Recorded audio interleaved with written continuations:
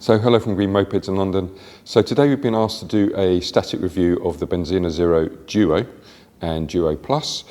These are sort of out and out delivery scooters. So what we're going to do is going to go around the bike as usual, but we've put it next to some other delivery bikes, delivery spec bikes.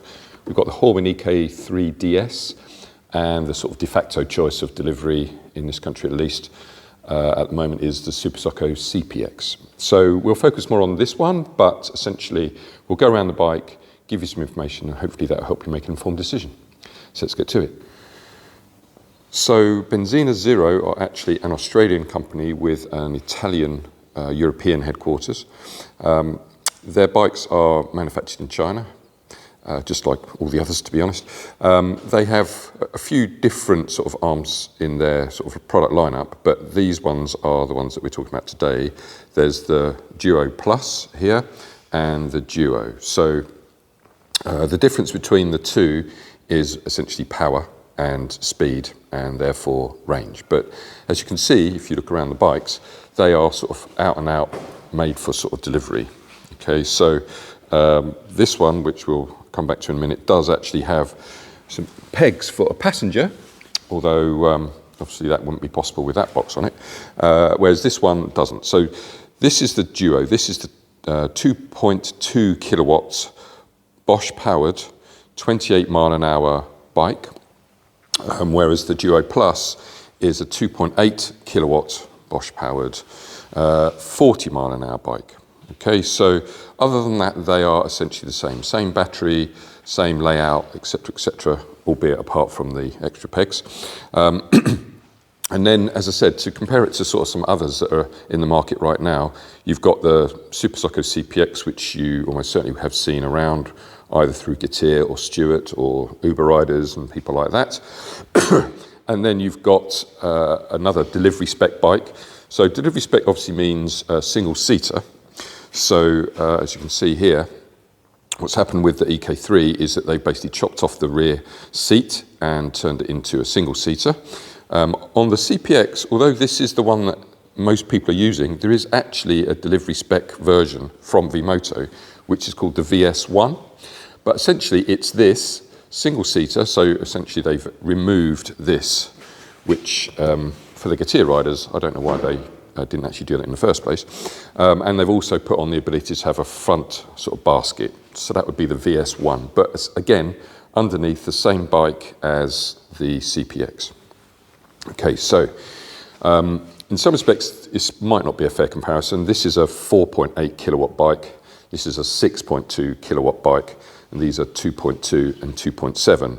But there is a EK1 DS, which is a 2.8 kilowatt bike, 28 miles an hour.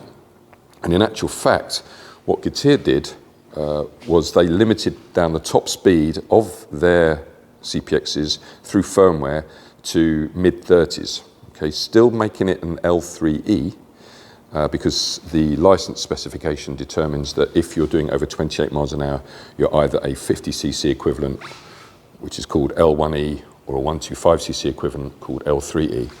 But the CPX, the EK3 DS, and the Duo Plus are all the same from a license perspective because they all go over 28 miles an hour. If you wanted a 28 mile an hour bike, you could have the Duo or an EK1 or other options are always available.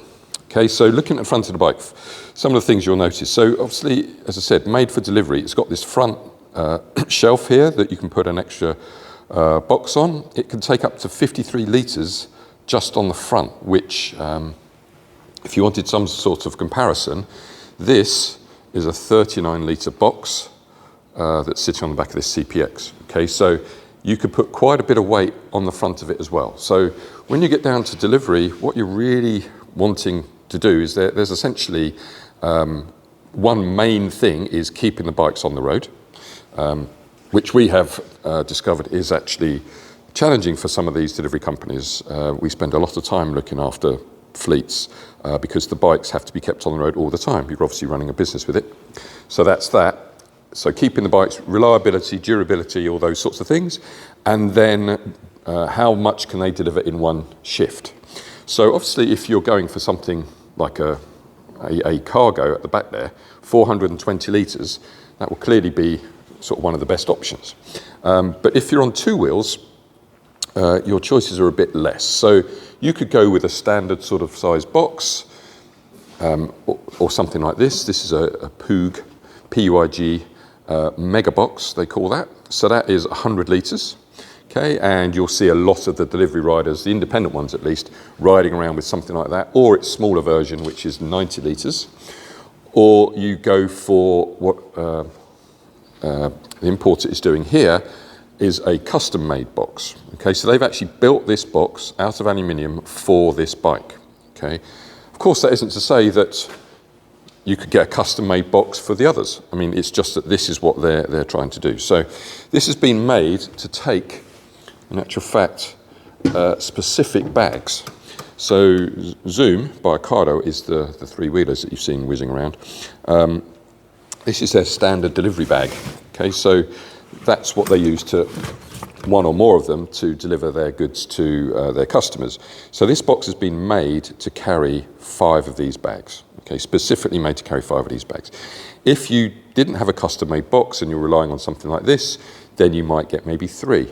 Okay, so when the large-scale delivery companies are looking at this, economies of scale and drops per hour and all those sorts of things are things that they look at.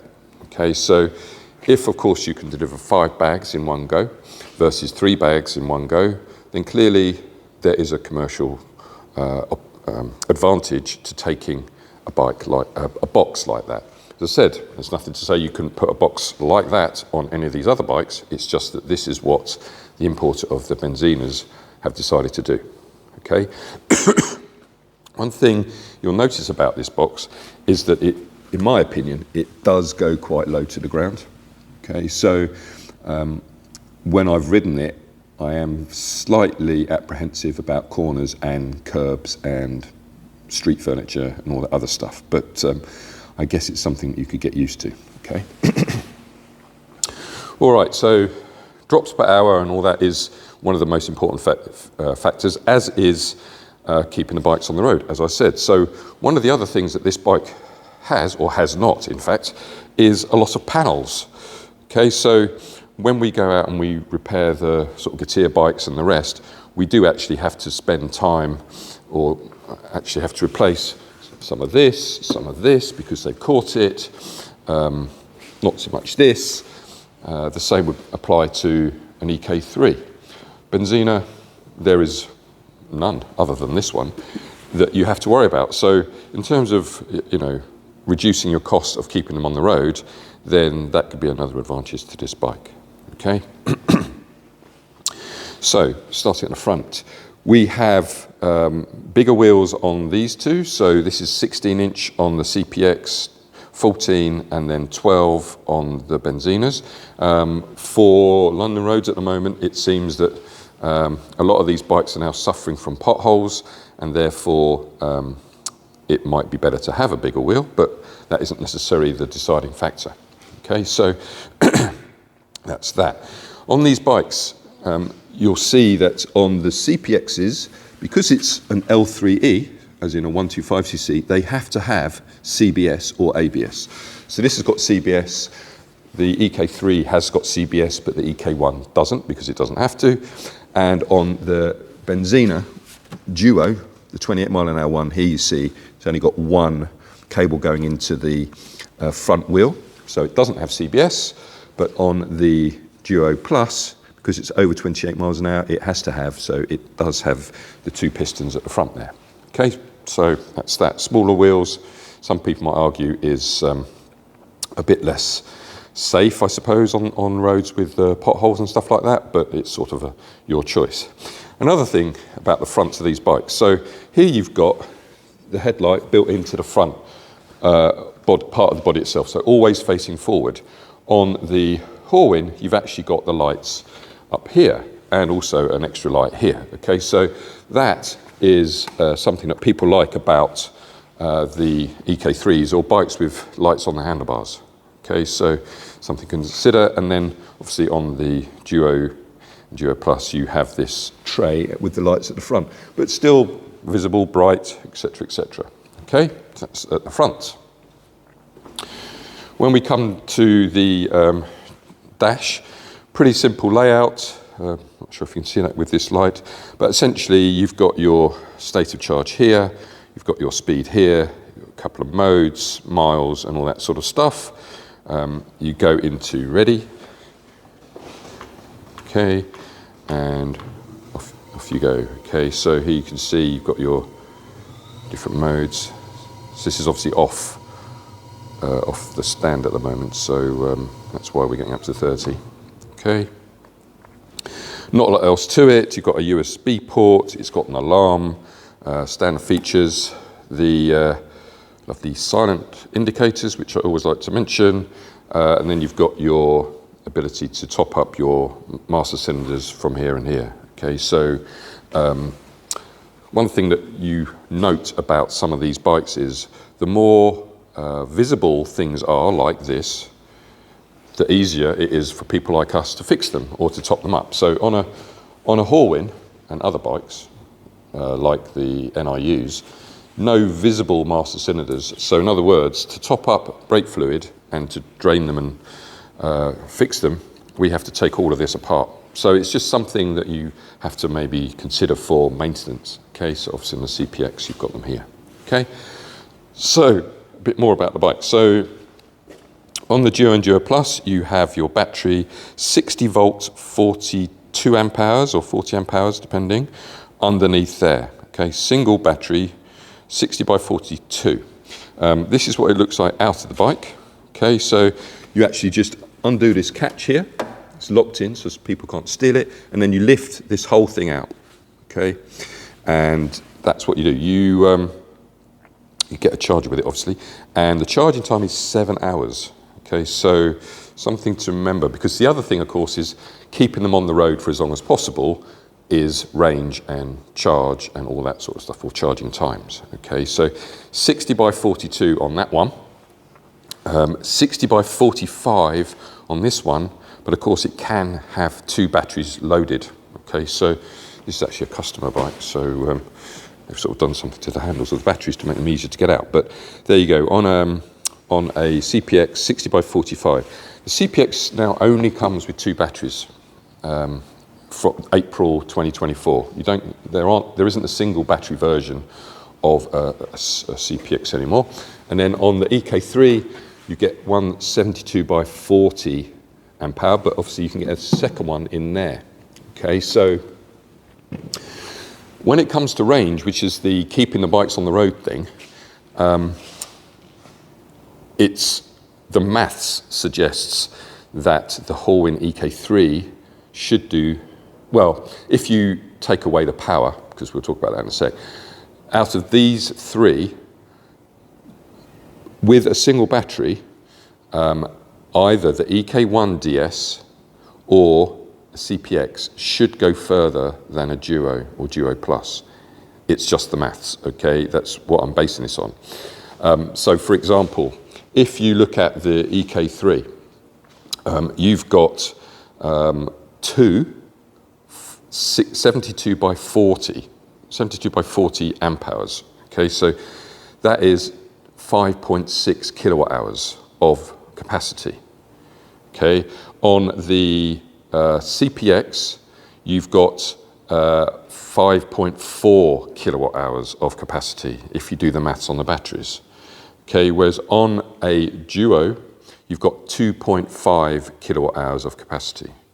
Okay, so the range quoted for these bikes is, well, we know for a fact on the EK1, we can get 110 miles out of it, miles with 2 batteries. On the EK3, with a 40 amp hour battery, we can get 40 miles. Okay, so 55 miles for an EK1 DS, 40 miles for an EK3 DS. We know that it's 35, 40 on a CPx, but the quoted range on this bike in miles is 65. I don't see it just based on maths. I think you're more likely to get 50 max. Okay, so it's got less capacity and the same power as an EK1 DS. and I know an EK1 DS can do 55. So I can't see how it will do 65. I think you're more likely to get maybe 45 to 50 based upon load, terrain, temperature, etc., etc. Okay, so it is, especially if you're a floating delivery rider, that is one of your primary concerns. Obviously, you can only fit one battery on this bike. You cannot have a spare, or you can buy a spare, but you can't take it with you. Okay, so you've got to consider this sort of stuff. The other things to think about are obviously charging time. On a CPX, you can charge one battery in 3.5 hours. That's because it's got a 15 amp charger. On the Duo and Duo Plus, the charging time is actually 7 hours because it's got a 7 amp charger.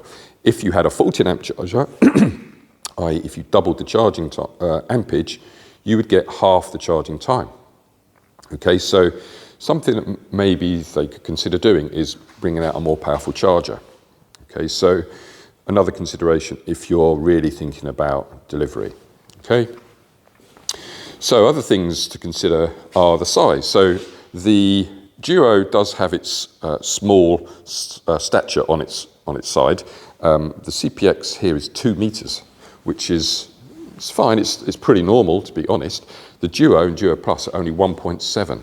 Okay, so nimble, easy to maneuver, etc., etc. So that's something else to consider. Just to really cover off the motors. So at the back here, these are all, well, this one is a hub motor, so 4.8 kilowatt hours. On the EK1, it's 2.8 kilowatt hours hub, but on the EK3, and remember, the EK3 DS actually is a 60 mile an hour bike. It's a chain-driven 6.2 kilowatt motor, and on the Duo and Duo Plus, it is a Bosch, down here, I'm not sure if you can see it, but a Bosch either 2.2 or 2.8 kilowatt motor. Okay? Right, so that's basically that. So we've covered off range, we've covered off charging time, we've covered off power, speed, etc., etc. The other thing, of course, is capacity. What can these bikes actually carry? So the all-up capacity of a Duo Plus, is 192 kilos. That would include the rider and the bike. So let's say you're, like me, 85 kilos for me, and the bike itself is 87. So that leaves you about 30 kilos of capacity left. So in some respects, it's a bit superfluous how big this box is because the weight limit of the bike is determined by the actual spec of the bike. Okay, so 192 kilos all up. The EK3 and EK1 is almost 100 kilos more. Okay, so that means, I think it's, 284 kilos for that bike, which of course means, again, you could put a big box on the back of that EK3 and you could carry a lot more, as in get a box that will carry 5 bags, 6 bags, whatever. Obviously, carrying large loads does make it a bit more unwieldy, but that's what the spec is telling me. Okay, so that's that. I guess wrapping up, lastly, the thing to talk about is actually the price. So April 2024, the price of a dual battery, so this is with 2 batteries, a Super Socko CPX, is £4,000 before you add on the box, OTR and all that other stuff. So £4,000 and you'll get a 56 mile an hour dual battery, so 5.4 kilowatt hour bike, as in the one that you can see. It's also on the grant, so that's after the grant, the £500 grant. On an EK3 DS, as in this one, with 2 batteries, you're talking about 4,800. Remember, it's more powerful, goes faster, and has more battery capacity than any of the others. Okay, so that's 4,800. If you wanted the EK1 DS, as in this bike, but in the 28 mile an hour version, that's 4,200. But again, you will get 5.6 kilowatt hours of battery capacity, okay, with that. On the Duo, or specifically the Duo Plus, this one, which is the faster version, the 40 mile an hour version, with one battery of 60 by 42, so 2.4 kilowatt hours. You're talking without a box now of about 4,000. Okay, so all of that has to come into it. So durability, how long you can keep them on the road, easy to maintain, all of those sorts of things. But hopefully that's helped you in your research. Obviously, you're more than welcome to come and test ride these bikes. And we're down in West London. Please subscribe to our YouTube channel to see more reviews of bikes as they come out. And thanks very much.